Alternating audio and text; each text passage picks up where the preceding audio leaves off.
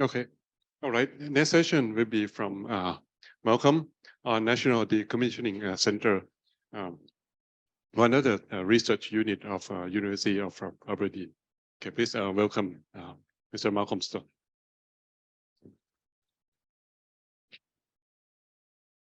Good morning, everyone. Following just on some of the conversations we've just been having during the coffee break, I just want to have a quick or mention another couple of things that have been happening in terms of the regulator and the industry, and also pretty much following up on some of the conversation or one of the questions earlier on about, how is this all happening in terms of encouragement and support from government to make the energy transition happen. The regulators in Britain, we have a North Sea Transition Authority, and they've changed name from the Oil and Gas Authority. At an early stage, it was recognised that there's this change is happening. It's all occurring, and government has made these big bold statements about 2045 and 2050. So consequently, the regulations and the regulator has had to change to work towards supporting industry and to undertake these activities. And it needed a commitment from both sides. So, as I say, one of the attendees was saying, how does government make this happen, and how do they support industry to access funds and so on? But a great effort has been made to try and create a landscape that people can see and understand. And can I just draw your attention to a thing called the Energy Integration Project, which is a 3-phase project that the North Sea Transition Authority has undertaken. It's brought some of the key regulators together, regulators who had never really worked together on a single strategic plan around energy integration, what it meant. But through their project, this energy integration project, on their website, North Sea Transition Authority, if you go to their website, you'll find and you'll be able to download these publications. And I think you might find some very useful material in there about the sort of direction of travel that the UK is taking in terms of supporting these big, bold, ambitious targets that government have set. But obviously, there needs to be a strong underpinning of regulation and security of supply, the supply chain, and the facilitation of this change that we're going through. And that's no different for us in terms of the National Decommissioning Centre.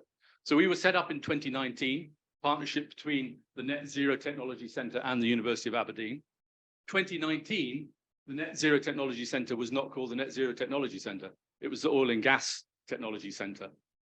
They were set up as part of this response that, the industry was changing, it was evolving. There was lots of opportunities around in facilitating technology transfer, technology development, embedding the technology and supporting exports.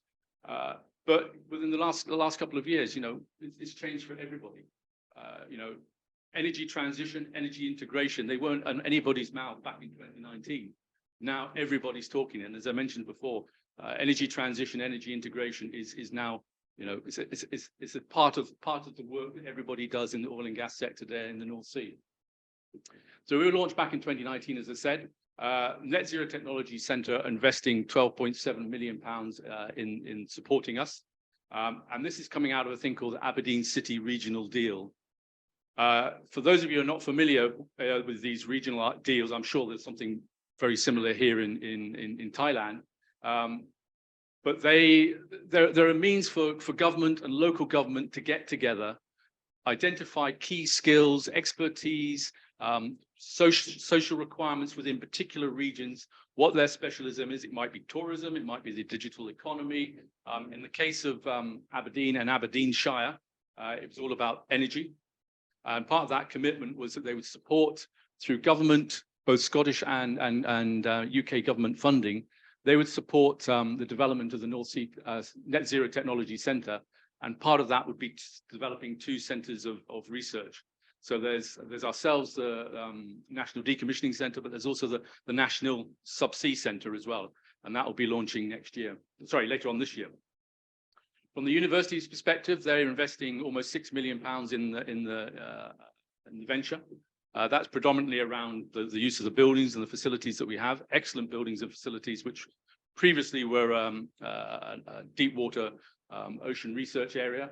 So we've got a lot of good facilities. We've been able to effectively repurpose, reuse those facilities for the National Decommissioning Centre.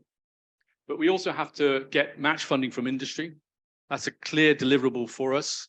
We do try to do a whole range of research from fundamental stuff, but predominantly a lot of it's actually the delivery side, taking existing technologies, improving them, getting that body of knowledge and sharing that, working very closely with industry. And we invest a lot of time in that. And I should maybe say it's not just about industry, it's about the stakeholders as well. Some of those will be regulators, some of them will be NGOs. It's broader than that. We've also benefited quite a lot from some additional funding from Scottish Government. We had some £4 million of infrastructure funding from them. And we've used to support two key technology development areas, but I'll cover them shortly. So originally the objective was to be this global leader in R&D to transform decommissioning and mature field management, that late life piece. It was very clear that the flight path for activity in decommissioning was fast approaching for the UK basin. We've had many false dawns around decommissioning. There's been a lot of supply chain excitement about the opportunities that decommissioning would be looking at. I think the latest figures that I can sort of recall was we've got something like 470 installations offshore that need to be decommissioned. We've got something like 2,100 wells that need to be plugged, abandoned. At the moment, we've had about 18 projects, I think, ongoing in terms of decommissioning at the moment, and there's about another 20 projects that are sort of undergoing development. So there's a lot of activity, and it's beginning to speed up at a pace. Decommissioning is becoming a little bit more process-led. There's a lot of learnings there. And there's a lot of opportunity for cost reduction and actually improving those processes. The regulator, the then Oil and Gas Authority, they've always had a strong focus on that cost piece. The Treasury, there's a lot of pressure from UK government Treasury in terms of reducing those costs. The scale of it is sort of that they targeted a 35% cost reduction in decommissioning for the UK. 2021, it's about 45 billion. At the moment, the current cost estimate, but the expectation or the hope was it was going to be about 39 billion. So we've actually had a bit of a tail off. So we had a really good start in cutting those costs, and a lot of that was down to just getting down, working, thinking it through, and getting that process. And also the expression that Alf used earlier on was about learning by doing. I think that exemplifies a lot of what's been going on in the UK basin over the last few generations. It's been learning by doing. And I think that's very much, the sort of process we're taking forward in terms of energy transition. We invest in these projects, we take them forward, we trial them, we see what works, and then we begin to build capability and capacity.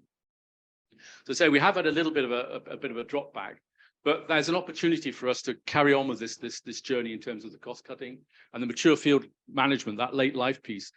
As I said, 2019, we weren't talking about energy transition. Now suddenly we're talking about how can we extend those fields? How can we extend those platforms? And so suddenly reuse and repurposing is coming along in ways that we never even thought about in 2019. So this is the environment that the NDC is now sitting in. Energy transition is really key and central to us. Sustainability, that's sustainability in the decommissioning processes and what we've learned and what we take forward. And that will apply really importantly as we go into offshore floating wind, or any offshore wind processes that we've got. You know, we've already got one project which I'll refer to later on, which is looking at how we might start the decommissioning process of offshore wind.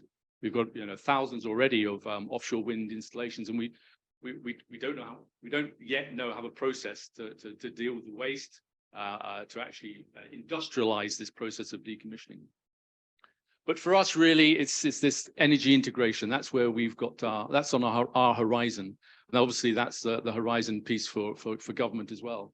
But they will always push these statements about 2050 for net zero, 2045. But what does that actually mean? It's very easy to make some of these statements, but then the actual implementation and the stuff that goes on underneath it, that's the real work. That's the devil in the detail. But it's exciting. And, energy integration is that sort of forever piece that we want to look for.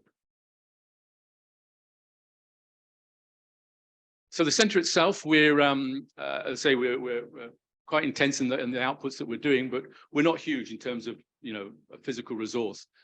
So it's been very clear that, going back to our remit and how we work, we need to cooperate and collaborate with other organizations, other institutions, other stakeholders.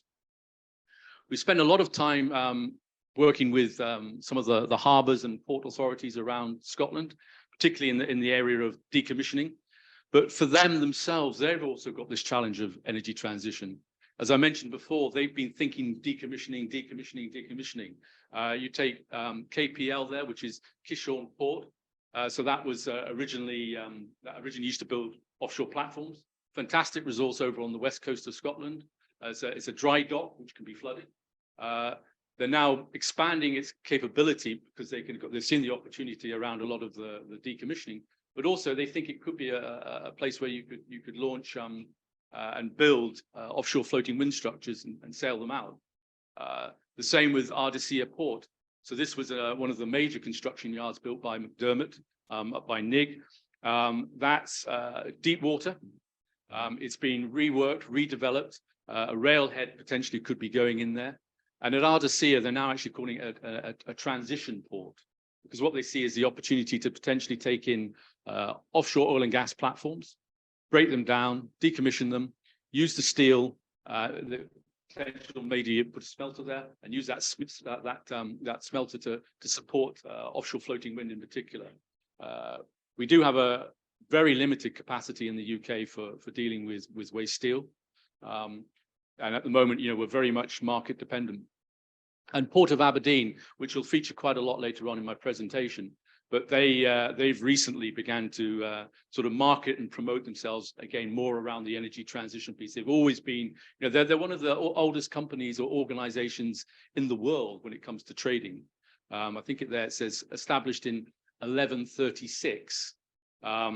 So it's more, its ownership is actually very much around, it's owned effectively by the citizens of Aberdeen. But as a trading organization, they've seen many transitions, obviously, through time. And they've built and invested in a new part of the harbour called the South Basin.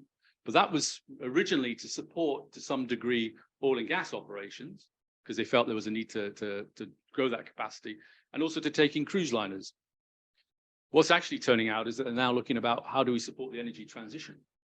And there are elements of the decommissioning. So already they're thinking in a very different way from their initial investment. Shell, again, and Chevron, Total Energies, these are all companies that are working with, but then you've got Ørsted in there as well. And we know that Total are working with Ørsted, Shell are working with them. There's a whole groupings that are going on here, collaborations which we wouldn't have imagined really back in 2019. It's changed and it's changing fast. And we just have to work with that. It's not a bad thing.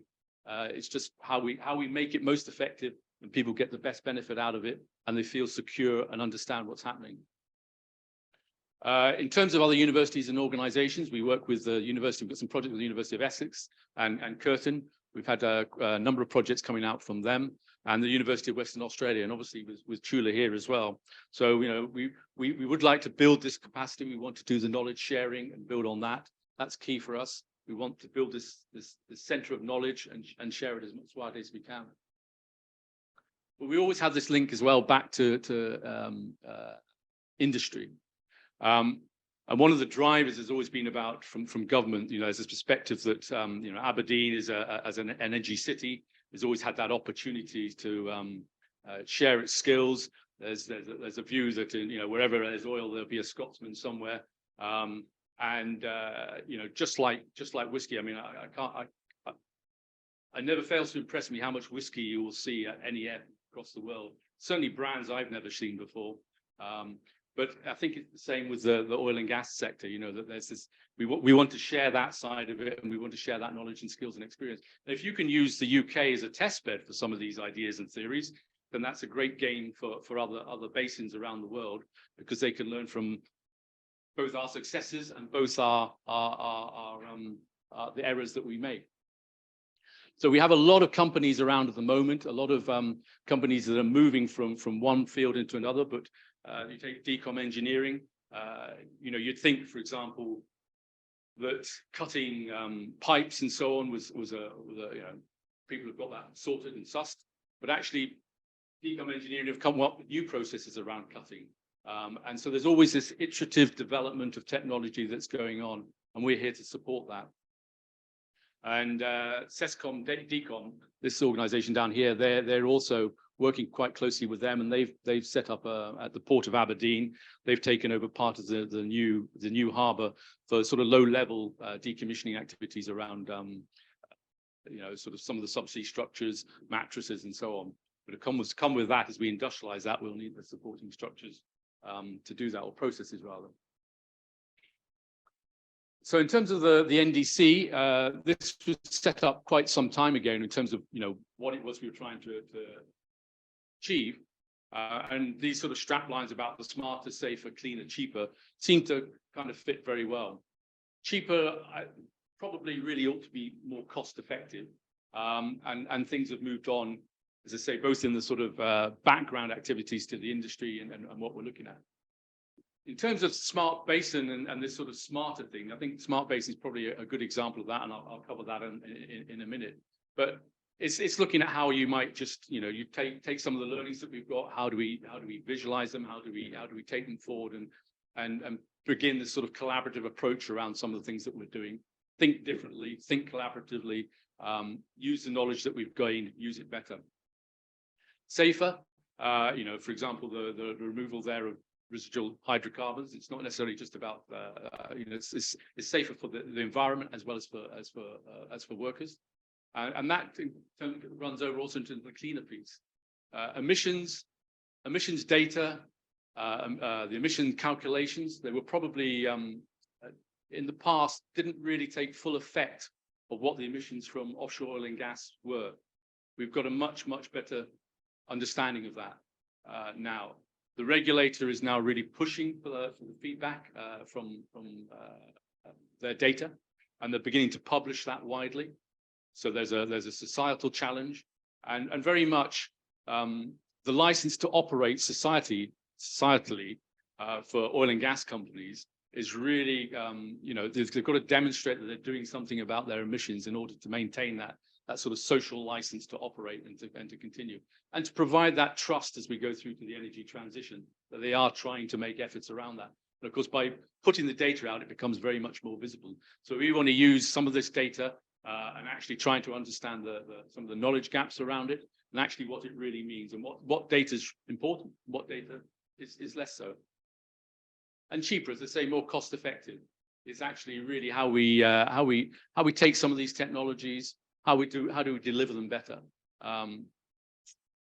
Previously, if you talk to any of the sort of the key regulators around decommissioning, the cost piece was their priority. More cost effective, make it cheaper. But now really cheaper, cleaner, safer, smarter. They all work very well together. And for us, it's been about, within this sort of sector, this early place, and for us in our technologies, it's been about delivering or building that capability within the NDC around these areas, taking the knowledge that we've got, beginning to identify the new knowledge that we need. We're now in a great stage. We've got a lot of projects that are coming to maturity. We can start to share the results of those and start the delivery phase for us. But then as we go on, just like the basin, we then have to have some sort of sustainability within the NDC as our sort of funding period comes to an end. How do we maintain this? And I think the whole energy transition integration, it's it's very timely for us. We have a number of partnership models with industry. We have a sort of long-term relationship with some companies and organizations. We call those sort of an anchor partnership, and they're based around a 3 to 5 years of intensive work. It can be a various scale. It could be particular bespoke company-specific activity, or they might be, might bring in additional partners or a blend of the two. And with that comes representation on the NDC's partner groups and committees. But we also have what we call specifically a project partner, which is a shorter term commitment. It could be very targeted around a specific particular challenge. And it may be from any time from months to years. And the one we really want to encourage, particularly from our meetings this week, is around the sort of research partners. And now we can look at the sort of more bespoke collaborative ones, how we can maybe get some additional funding induced by that. Co-fund PhDs, we have some money to support that activity. And there's always space within the NDC for the research teams to come along and engage with their peers. I'll now follow up with a few projects, or quite a few projects actually, that we've been doing. As I say, it's great at the moment because we've got quite a collection of projects that have come to a certain stage of maturity, which people will begin to have an opportunity to engage with. This project here was an initiative that Shell took on. As I'm sure many of you are probably aware, in the UK basin, we have regulators, but we don't necessarily have a lot of regulations. We have a lot of guidelines. Those guidelines are primarily the OE UK helps to deliver those guidelines and administer those guidelines. OE UK used to be Oil and Gas UK, but is now Offshore Energies UK. They represent both the supply chain, the energy companies, and by putting together teams, they produce these guidelines. So we've had them on well plugging and abandonment. There's a whole raft of them, but there wasn't really anyone on post decommissioning monitoring. It was acknowledged that we had to do something, or rather, there's an expectation there's an onus on companies that this has to occur post decommissioning on wells, and particularly on things like derogated structures, which is what we're seeing here. These are the Brent platforms. But how do we do it? So Shell took the initiative, and they funded this project on actually sort of saying, well, what is it that we need to look at in terms of the monitoring, the what, why, and when of that to support the production of these potential guidelines. So this project has come up with a sort of process around how that could be. It's the beginning of the conversation. It's the beginning of the opportunity. So this has been shared with OPRED, which is the Offshore Petroleum Regulator of Environment and Decommissioning. And really, we now need them to take a bit of a lead on this through OE UK to potentially develop this set of guidelines. There's a number of technologies we've already got out there that are actually could support these activities. So we've got a supply chain that's ready to respond. We've got operators who want some sort of support and some focus. So that's how we hope to take this forward. And so we're now currently looking at the next stage of this. So that's just come to an end. The next stage will be how we promote it through OPRED.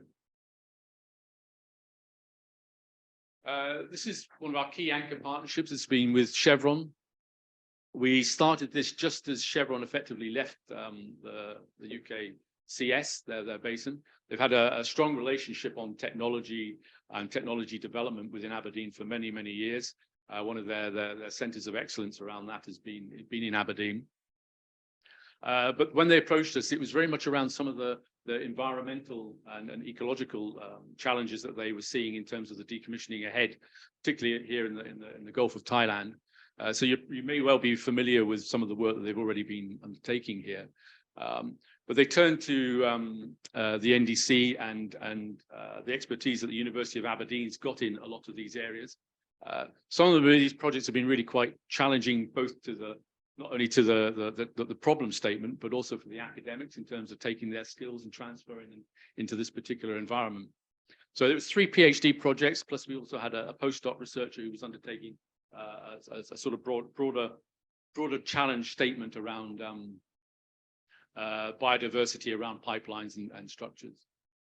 So the first one of these was actually called Assessing the Horizontal and Vertical Distributions of Fishes on Tropical Oil and Gas Structures. So it was recognized that, or well known that, these sites, these assets, there's strong habitats that, strong habitats around any of these assets. But really, how do we measure it? How do we identify what these species are? We need evidence, and of course, what the NDC were also trying to do in terms of the body of knowledge is actually drive it through knowledge and data. It needs to be knowledge specific. So if we don't have that knowledge, we can make all these statements, but when people then challenge you, we need to be able to respond.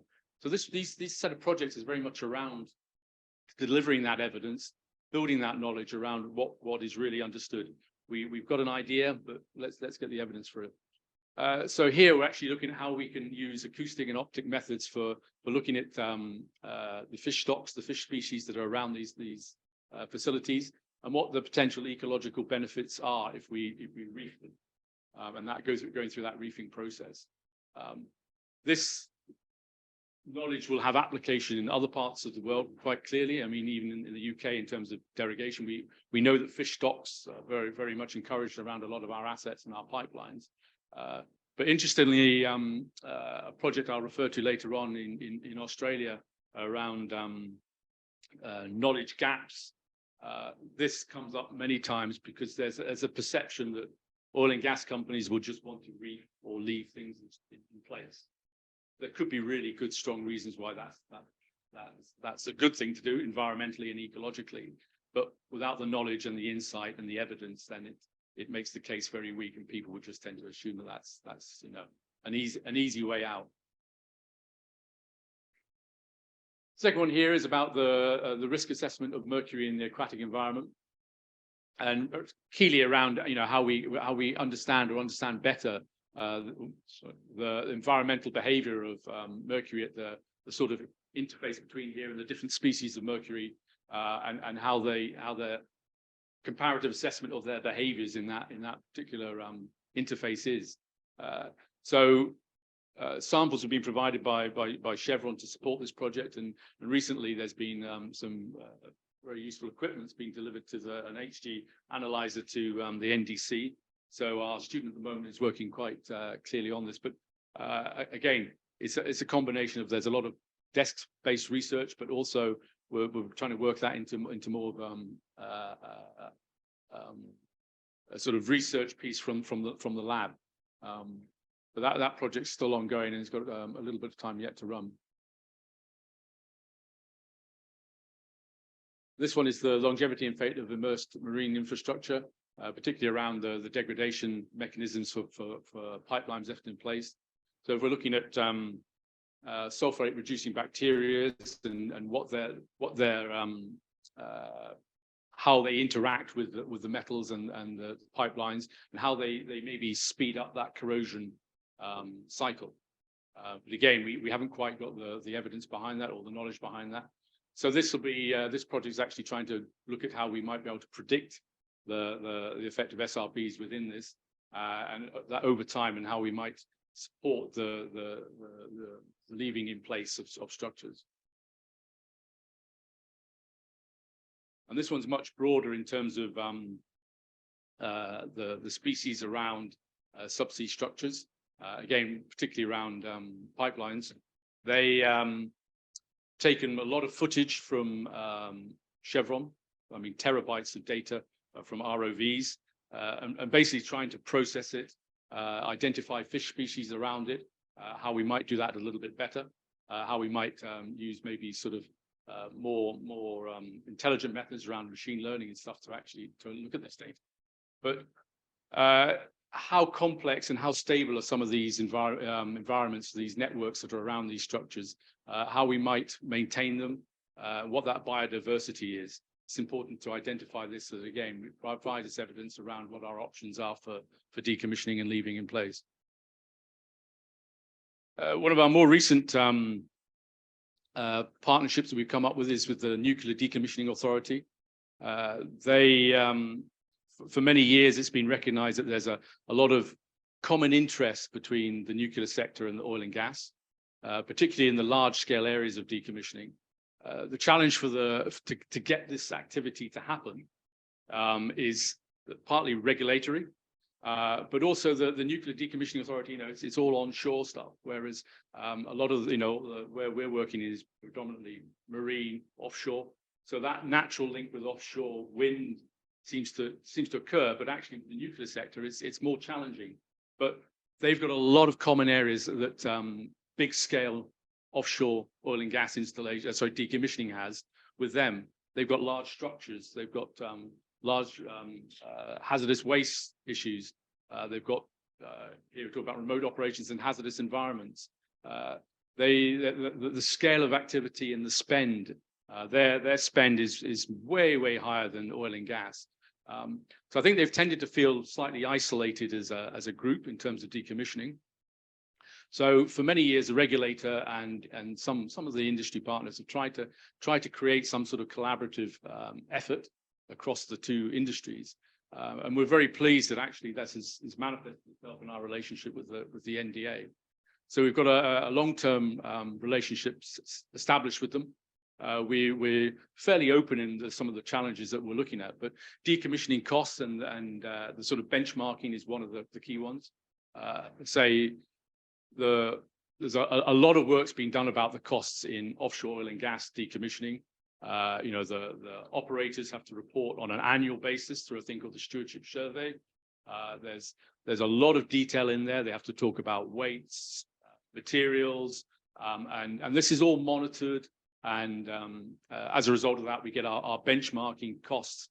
And then those operators are challenged against those costs, and they're compared to other operators around those costs and why you're not doing anything better. Nothing like that happens in the nuclear sector. Okay, it all comes under one authority, but you've got many different parts of the nuclear estate, and they've all got different challenges, but there's some core common areas of interest, particularly on things like the sort of encapsulation of waste materials, the amount of cement they need and for the construction of their sites. In Scotland, we've got 5 sites that will have to be decommissioned over the next few generations. There's a rapid scaling up of this activity that's about to occur. And say all of those reactors are quite different. There's regulated challenges around those because some of those are Ministry of Defence sites. And how do you then transfer that into a sort of civil regulatory piece? So it's how we can take some of these learnings around maybe the regulatory and the cost side and what the implications of that. How can we transfer that into the Nuclear Decommissioning Authority? But it's also a two-way street, because here we talk about remote operations in hazardous environments, and they've been doing some really exciting work around some autonomous systems and robotics. They have to get a robotic arm to channel down a small pipe to deliver a package or to take a sample. These are very similar things that we might have to do or we have had to do in the oil and gas sector. The Brent platform's been one where we've got some residual hydrocarbon, the attic stuff. How do we access that? How do we sample that? So there might be something in that we can take from them and learn and share. This is actually one of the Sellafield tanks, which has got this sort of low-level radioactive waste in it.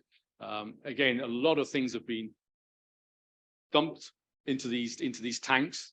Now we've got the challenge of dealing with it, taking it out. And one of the technologies or one of the capabilities we have is our simulator, which I'll come on to later. And we think we could probably, for example, simulate one of these tanks, and we could trial some potential technologies in it. Alternative cement, that's one of the ones we're currently under preparation. The nuclear sector decommissioning uses vast quantities of cement, as I said, both for construction, but also for this encapsulation piece. How could we potentially green some of that cement, put additives in it, both for strength purposes, and maybe even to support the monitoring. So we talked about the monitoring guidelines there, and I think there's an opportunity there that we could, maybe nuclear and oil and gas could work together about the long-term monitoring. The Brent platforms, if the derogation could be there for hundreds of years. as the cement breaks down. We're talking about, obviously thousands of years here in the cavernous storage sites, but we'll still need to monitor those areas. So maybe there's some sharing that we can do that, both in technologies and in ways of doing it.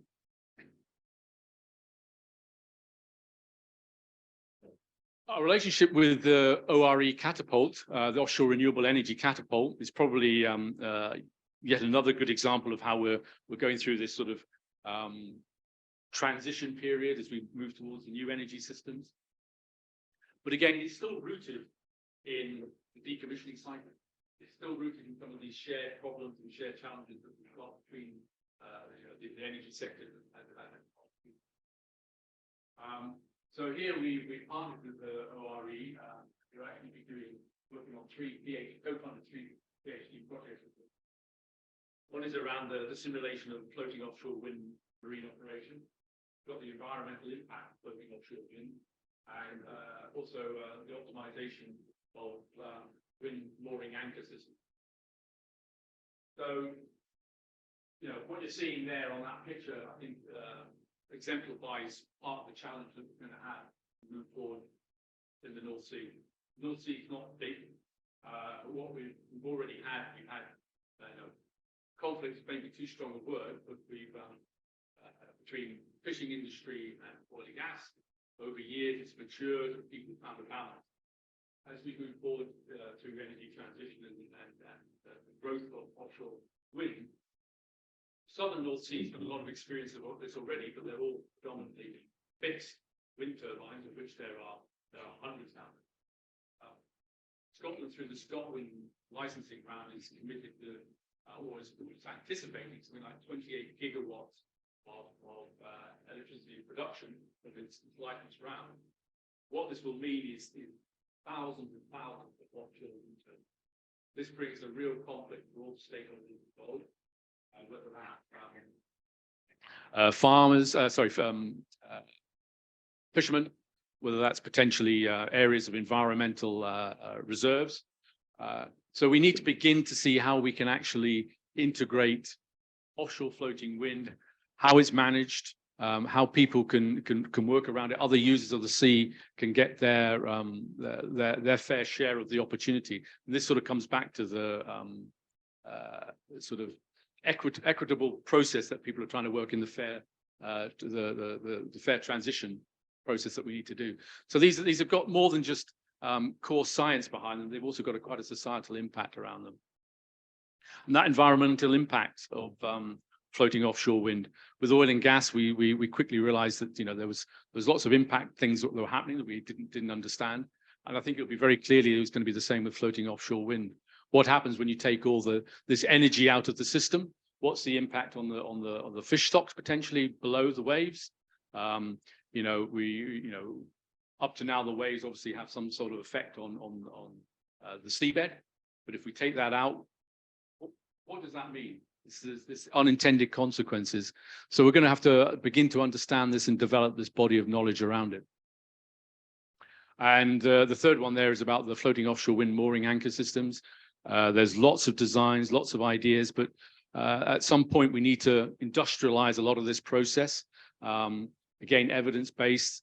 That helps the supply chain to direct the sort of systems that they might build, the sort of technologies that they might build, but also very much in response to what the real need is from industry.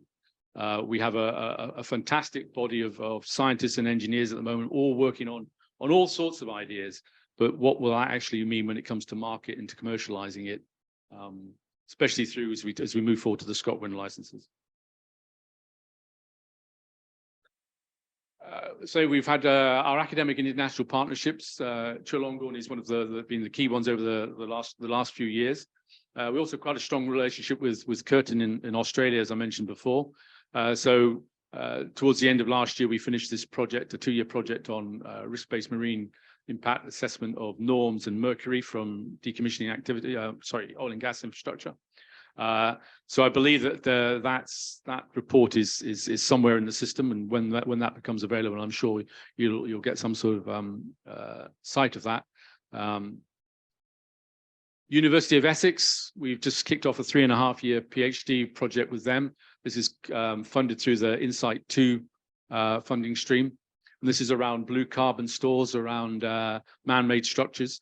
Again, an area that we don't have much familiarity around, but it's an opportunity, especially sorting that ecological piece that we need to be very conscious and aware of. And another project that we've just recently finished with Curtin and the University of Western Australia is around this NDRI-funded study for research roadmap for Australia and the various basins there.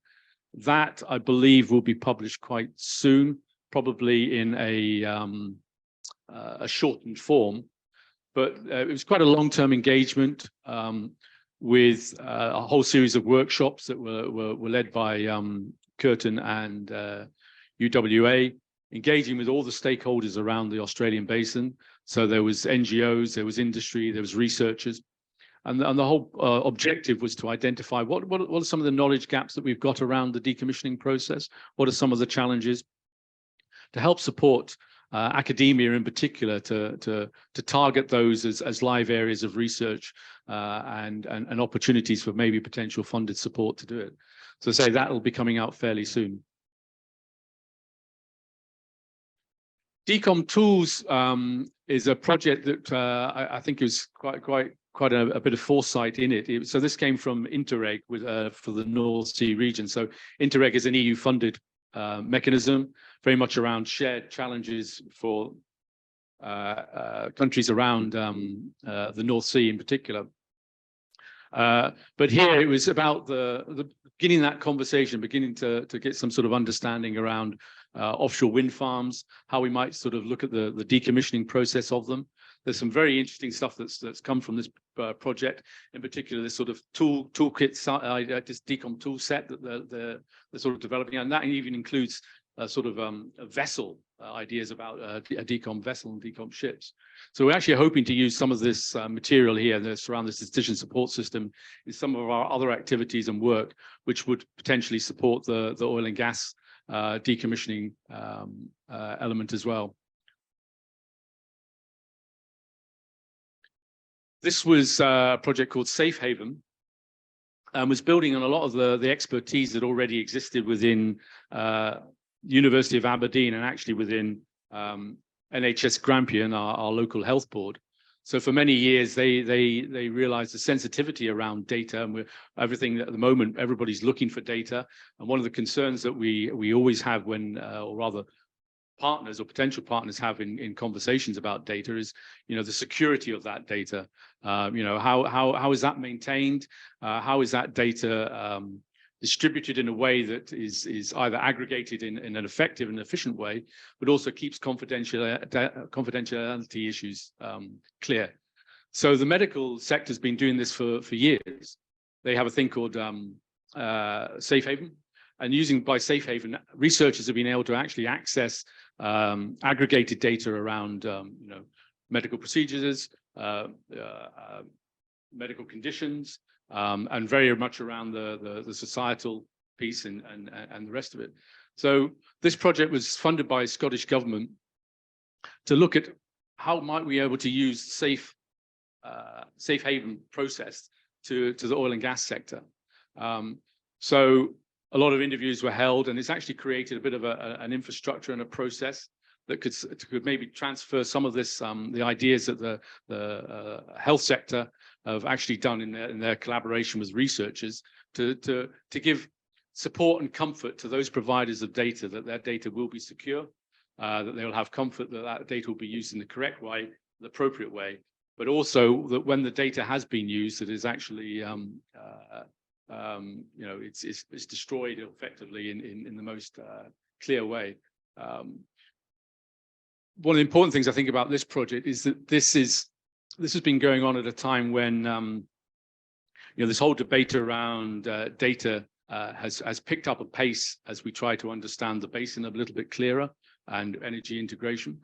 Operators themselves, they kind of react at times to requests for data because they get them all the time. There's a sense that you ask for data and then they're saying, well, what do you want the data for? And it's not necessarily clear. By creating systems like this, it will actually help to do that. And there's another project that the NZTC has been working on wider to do with things like the energy task force, which are running a sort of data program.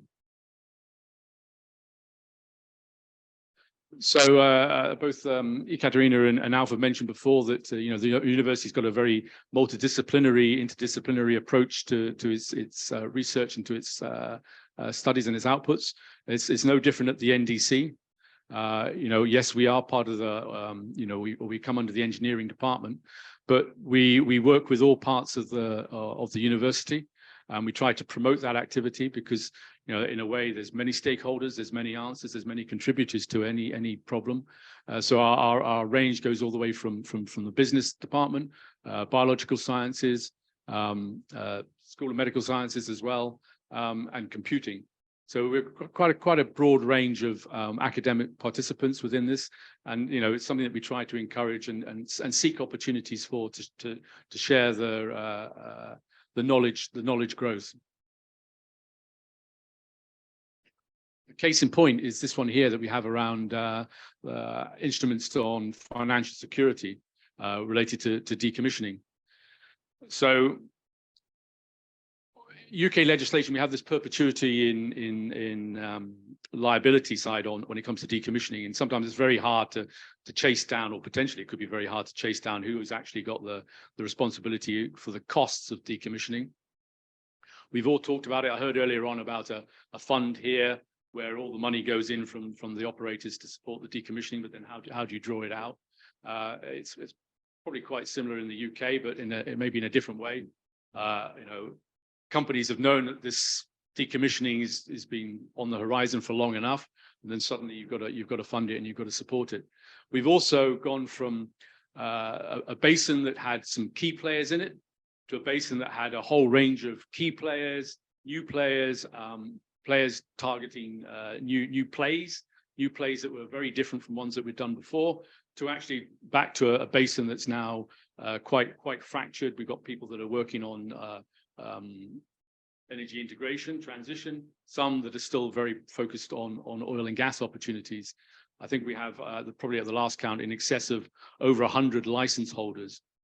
But at the end of the day, those license holders have a responsibility over the decommissioning costs and how we actually control that. So it says there that UK legislation actually has a number of ways to sort of make sure that cost and all that funding is available. It could be during that changeover an asset. There could be a cash deposit, a performance bond, letters of credits, trust funds, various mechanisms. What this project actually was taking on was taking five fields and applying those various processes or those instruments to actually see how they perform against each other. And that's resulting in a model that could be used. And again, if you think about how we might be able to take that forward in terms of even to the other energy systems as we move forward and what their liabilities will be. So this is quite an exciting project, and it's had quite a lot of publicity at various conferences and events. It's led by Professor Alex Kemp, who's sort of one of the stars of the economics of the oil and gas industry over the last few years, and it's great that he's still involved in a lot of the NDC activities. This one here is about the environmental impact of decommissioning and greenhouse gas emissions. I think this project exemplifies some of the hidden elements that we've got behind our knowledge and our knowledge gaps. So up to now, we've tended to measure emissions in certain areas, the criteria that we have, and it's quite clear cut. But of course, no story is ever like that. You've got an international boundary. When you take an asset for decommissioning across that international boundary, do the emissions costs count into that or not? It's never really been clear. It's never really been fully understood. So now we've got past that battle of actually getting operators to provide us with details about their emissions in decommissioning or potential emissions in the decommissioning process. That's been interrogated all the way down to the supply chain as well. Supply chain, when they engage with operators around using a technology or a process, what's your greenhouse gas emissions? So there's a lot of emphasis and focus on that, but then we're probably missing out some of the big pieces as well. You know, if we take a structure to Turkey or wherever to decommission it, are those emissions included in it or not? It's not clear, and maybe they should be, maybe they shouldn't be. But we need to have the evidence of exactly what that impact is, and that's what this project is actually focused on, and not just about the carbon cost when it arrives, but also in that process that follows on. We now talk, when we talk about the cost efficiencies in any conversation now around most activities, we ought to consider about what is the carbon cost of anything that we do. So I think this is one of these projects that could potentially, you know, it scratches the surface in one way, but hopefully will reveal an awful lot more in terms of what the true challenges that we've got and the true impact that we've got. This one here is actually supported, this project here is supported by the Ghana National Petroleum Corporation. It's only just sort of recently started, but it's looking at some of the structural issues between on corrosion. Sorry, that's just moving on.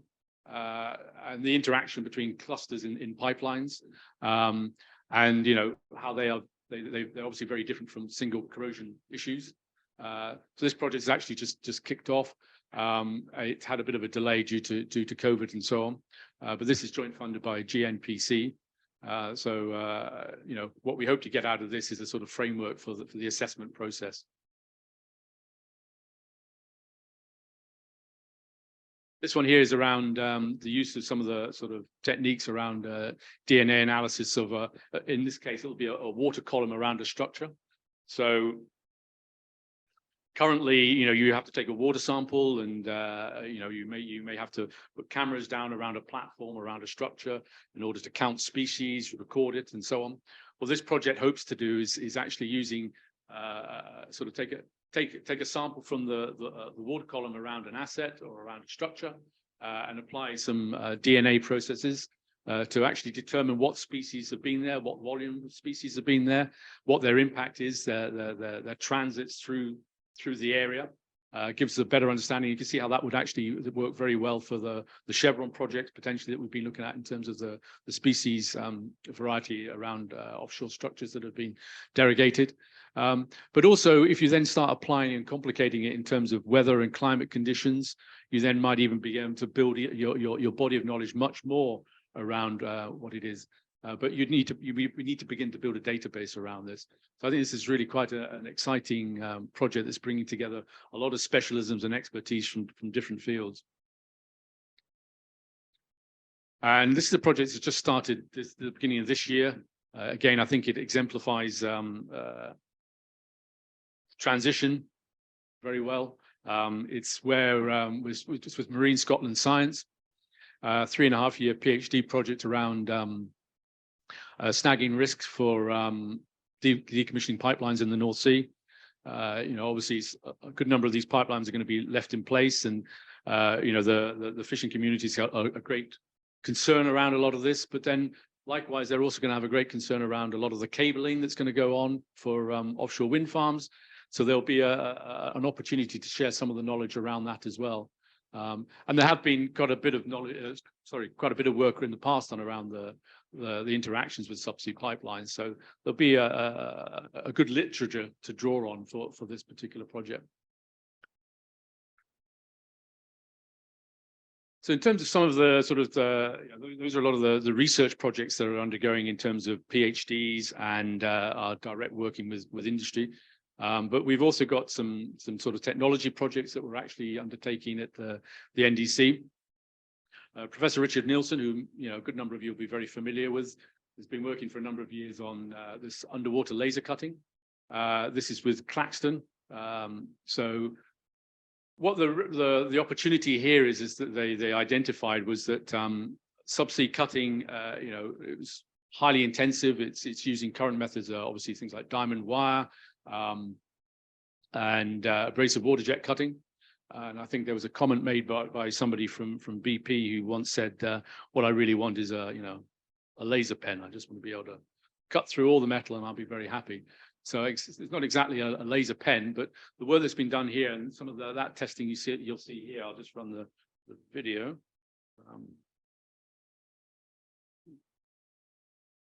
There we go.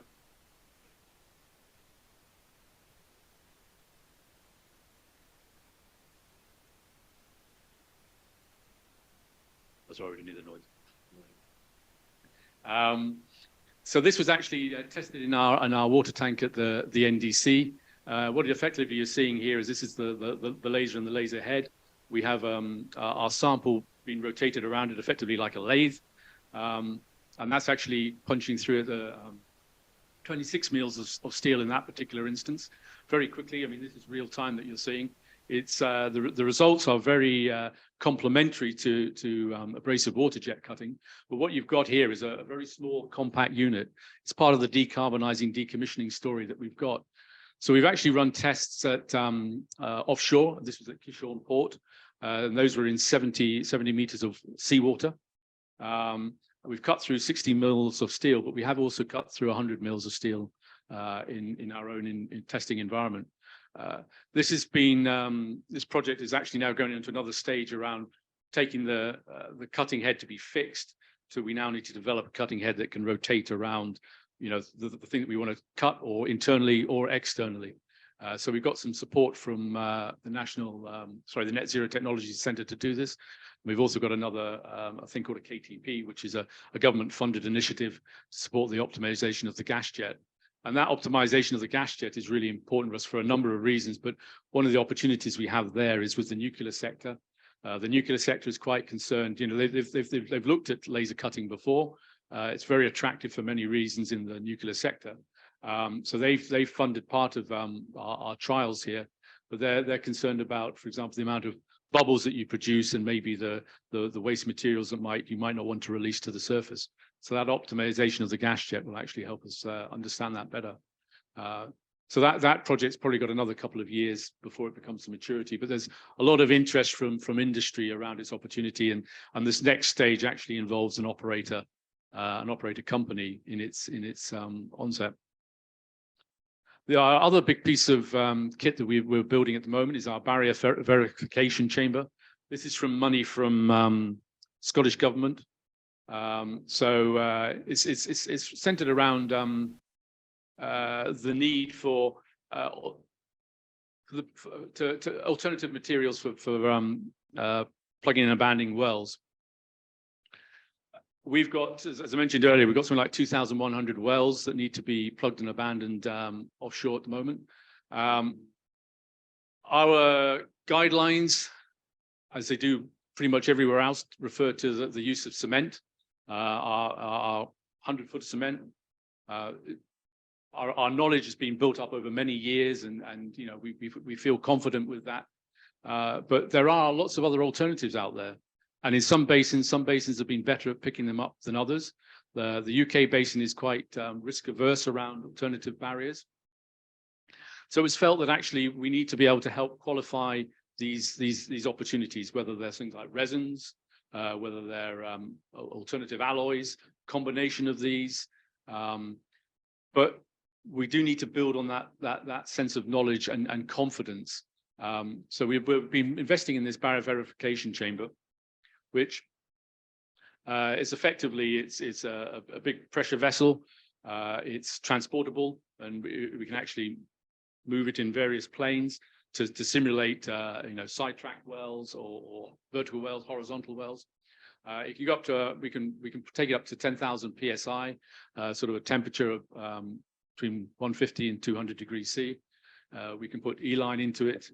The idea is that we can build a cartridge that we put into the system, and that cartridge will simulate the material, will simulate those well conditions.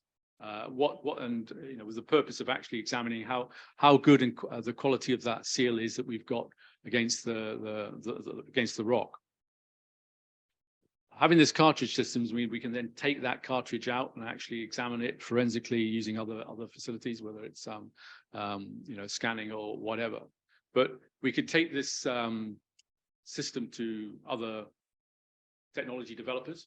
We've already got a number of them very keen to use the facility, because, as I say, there does seem to be a bit of a challenge particularly within the UKCS, for operators to use some of these alternatives. They're using them for temporary barriers, but not necessarily for the permanent barriers.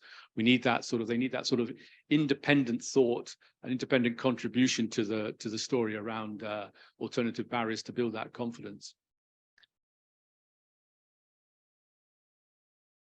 Our other big spend has been the simulator, which many of you have had an opportunity to have a look at. So this was an investment from Scottish Government and the Net Zero Technology Centre. It was realised that we had the sense was that we've got all this knowledge. Our problem probably is translating that into how people understand in terms of visualizing the activities that we want to do. Can we produce an area, a safe place to trial and test technologies? How can we run through maybe some of the decision-making processes that we've got around decommissioning? And it occurred that actually having a simulator would be one of the best ways of doing this. This would be one of the way that would support industry and stakeholders to come and have a safe environment. Why not trial? Why not use modern technologies to create an offshore environment to test our theories and ideas? So as a result of that, we built this simulator at the NDC. We have our dome here, but we also have other facilities within the capability. We have sort of breakout rooms, we have presentation, we have a control station here, but also while activities are going on within the simulator, other individuals can interact with it and maybe challenge the operators or the operations that are going on in the simulator in real time. So the simulator itself, it has two aspects. One is the sort of marine simulation, the physical modeling and what physical simulation we can do. So that could be around subsea operations. It can be around a particular technology. But we also have this data modeling capability as well. And one of the huge challenges for us is actually how we bring these two very different things together. In terms of the physical modeling, we're looking at the real-time physics. And you might be undertaking an activity within the simulator doing X and Y. But then what might be the overall effect, the impact, the contribution that technology might be leading to in another aspect around decommissioning or energy transition. So we want to be able to try and combine these two elements together so that we have a much more realistic in terms of environment that's much more holistic reflection of what the UKCS basin will be in future. It's effectively a 300-degree immersive environment. We have 4 control chairs in it. These can be individually assigned to various activities, whether it's ROVs, cranes, ships. Each of these, any action that you do in one of these will have a counter action in any of the other screens. And we can break the screen up into 4 different sectors, 2 sectors, whatever the requirement is of the particular project. So it'll be basically on real time, real physics. We can modify the simulation in real time. There is maybe in the future the potential to take in live data. It's not something that we're doing at the moment. We're really very much trying to take some of these concepts which have come from other industries and other sectors and apply it to the offshore energy sector. So we're undergoing a very steep learning curve and building up quite a degree of knowledge and expertise. And some of the projects that are following on from this, I'll show you, begin to reflect exactly that. But we can, we can take in models from, we have a library of ships and vessels already within the system, but we can also take in very specific models from operators, supply chain, CAD drawings, and actually then begin to model. And again, some of the examples will reflect that in a minute. So some of the early projects that we had going, so there we go. This was a company called Skewer Marine. They had a challenge around the deployment of a wave energy system. So they came into the NDC to see how they might, what was the operational envelope for them to actually undertake their activities. So they were able to use the simulator to come in, and they're effectively going around and they're actually trying to do some cable capture and a connection issue that they had. First time they came in, they tried in one way, their expectation, their process, their procedure that they'd worked up on the desk. Very quickly and very soon, they realized that that was not going to work. They went away, and about 2 months later, they came back in and successfully trialed a different approach entirely. I hasten to add, the simulator doesn't actually go up and down like that. It's not full motion. That just happens to be a wobbly iPhone recording, but it does give quite a good effect. The second technology here, this is actually quite an old technology idea, but we've used it in many ways to actually test our own skills around the simulation. This was an idea that came up a while back about using a variable buoyancy system for conductor removals. What you're actually seeing there is an ROV with a this variable buoyancy system on it. We cut the conductor, put all the elements that we've cut and recovered into a basket, and then pull that basket up onto a vessel. The purpose here is actually to sort of, again, help with the industrialization of decommissioning and large-scale projects, but also to provide access to using smaller ships, smaller vessels, be a little bit more reactive towards decommissioning, cut the costs, and of course that has a strong decarbonizing element to it in terms of the decommissioning activities that we're underdoing. And again, this is what some of the area that a lot of the supply chain have been challenged and having to work in all the time. They're always having to justify everything that they're doing in terms of carbon cost.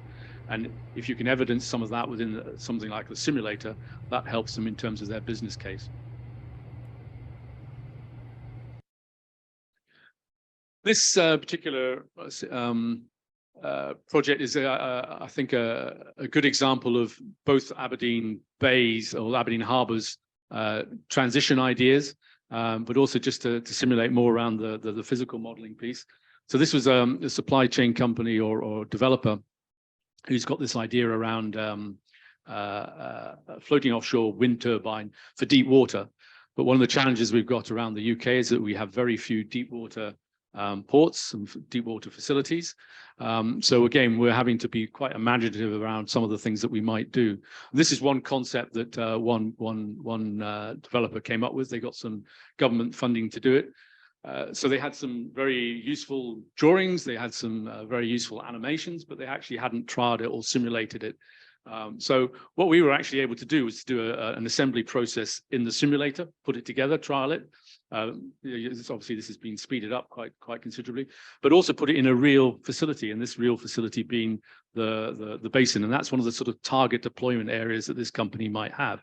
It's representative of a shallow water port, of which to say there's a number around Scotland. So if you could do it in Aberdeen, you could potentially do it in others.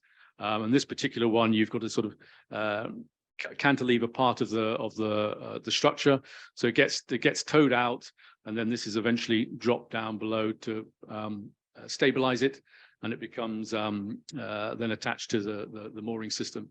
But really, the proof of concept had to be around: could you actually assemble this in a small harbour such as Aberdeen, and would it be something that you could industrialize? So we were able to demonstrate you could. It's not necessarily the ideal solution, and it becomes representative of a group of technologies. And then we were able to tow it in and out of the harbour many times to actually see what the practicalities of that was, and also in terms of the sort of operational envelope, what the weather conditions might be. So it's been very effective and very beneficial for the developer, and it's also helped us in terms of our knowledge. And this is where the NDC and the simulator knowledge and our know-how is really beginning to mature. We have a lot of expertise now in terms of buoyancies and how you simulate that, and how you begin together to model structures.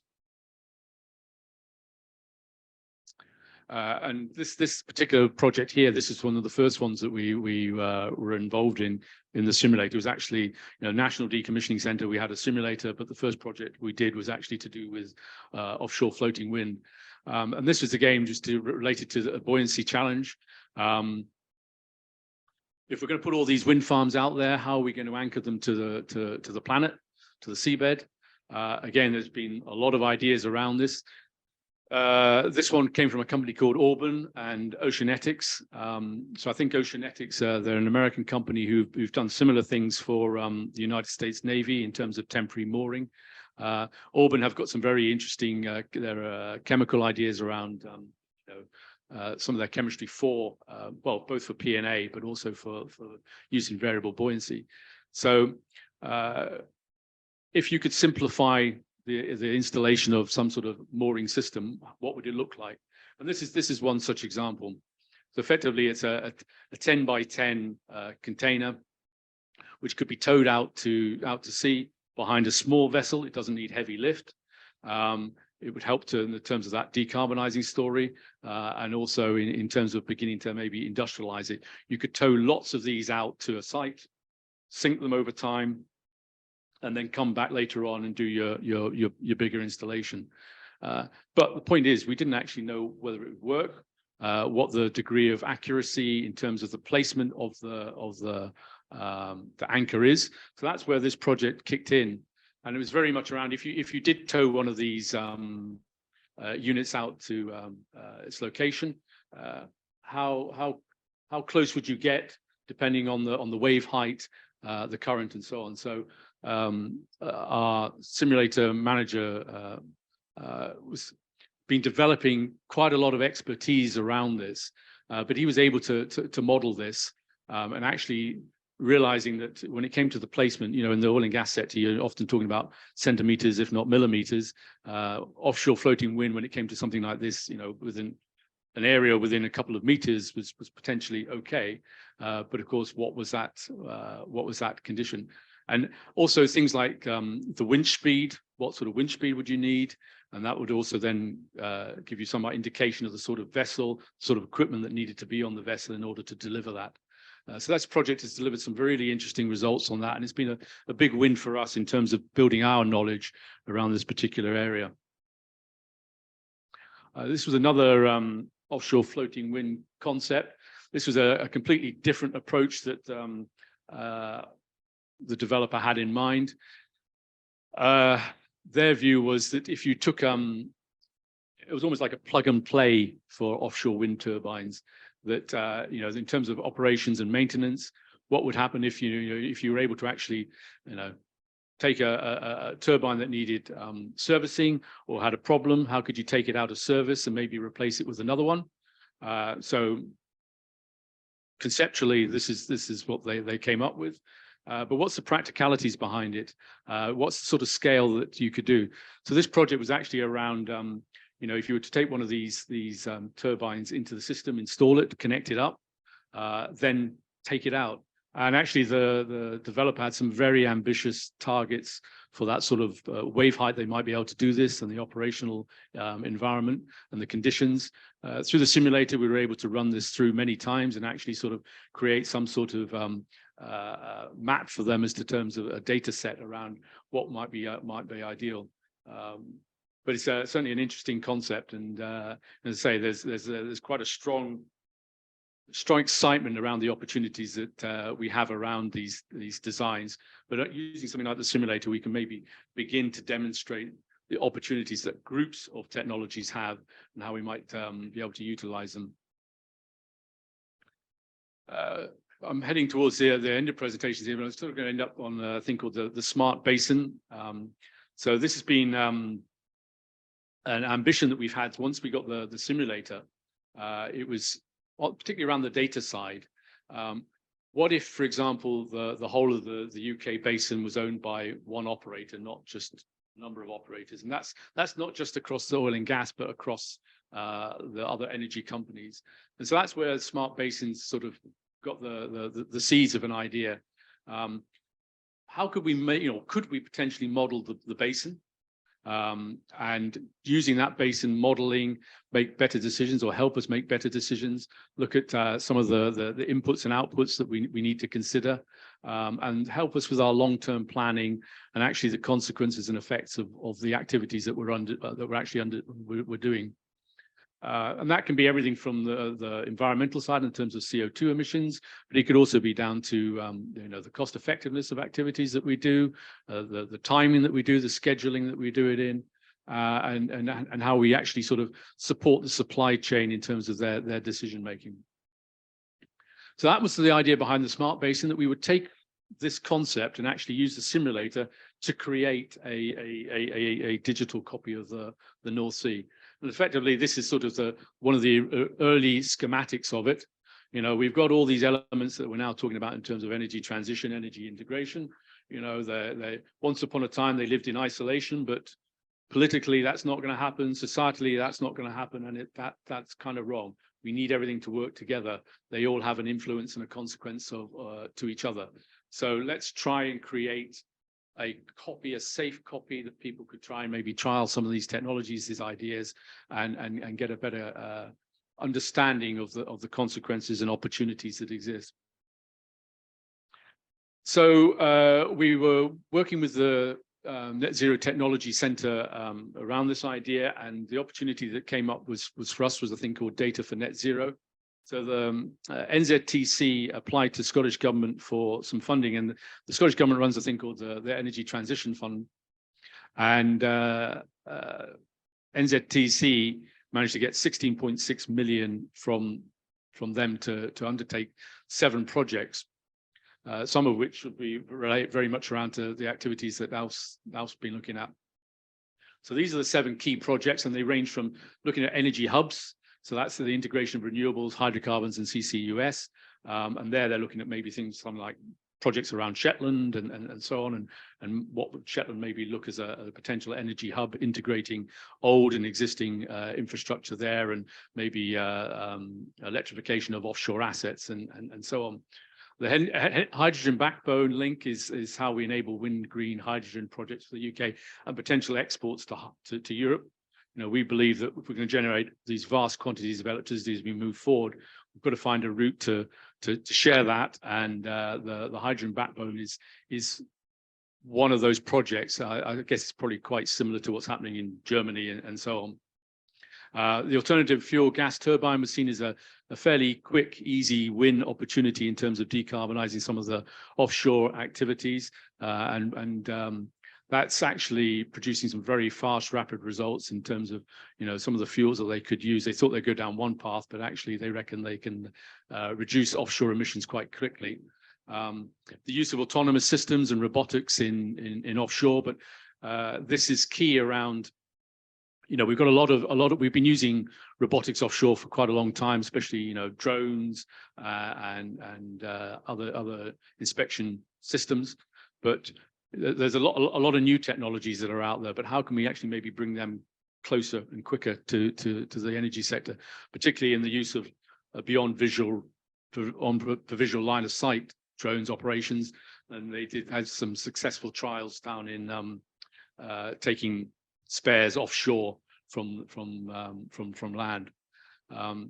Data for Net Zero sits very much in there. It's effectively a set of 6 work packages which we're working with the National Subsea on. So we have decarbonizing, decommissioning, decision making in late life, and infrastructure reuse and repurposing.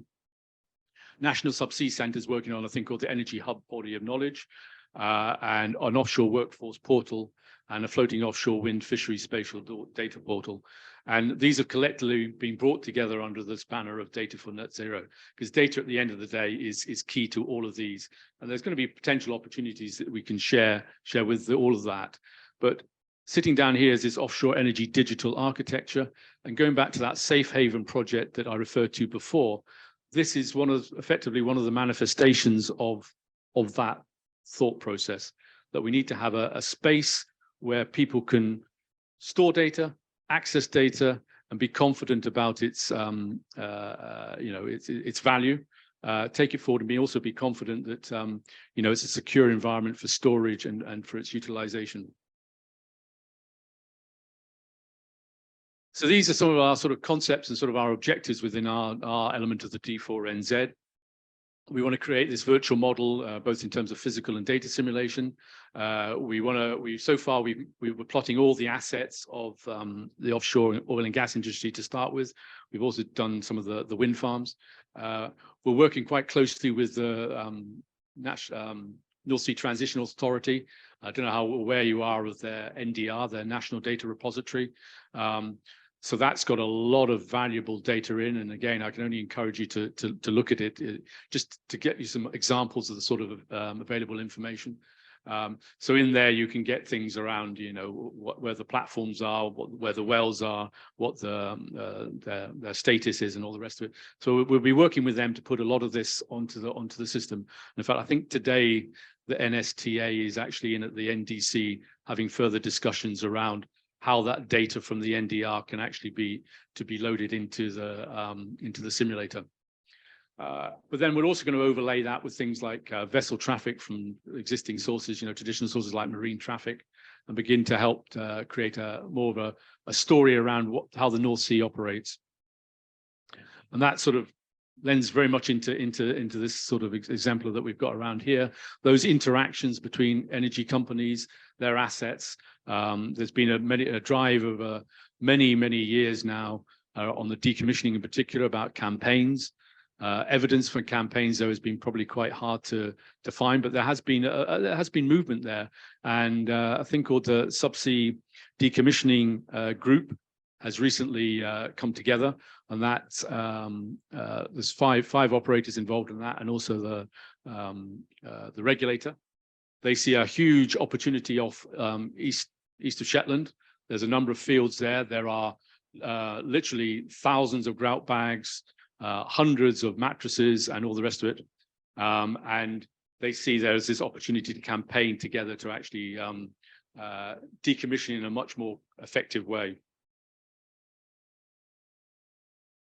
So to end with, this is just where we've got to. I'll say our project is only at the very early days.